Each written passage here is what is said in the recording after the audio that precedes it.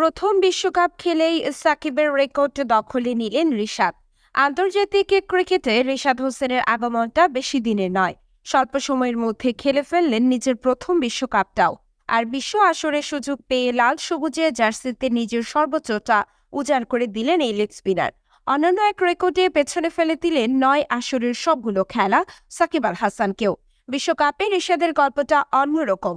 বিশ্বমঞ্চে কোনো বিশেষজ্ঞ leg spinner আগে কখনোই খেলেনি বাংলাদেশের হয়ে।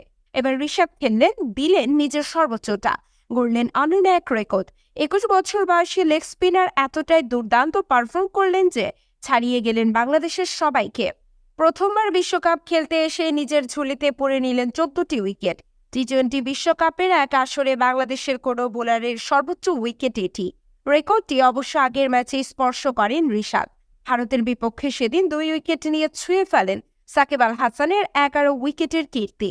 ২০২১ আসরে রেকর্ড গড়েছিলেন টাইগার অলরাউন্ডার।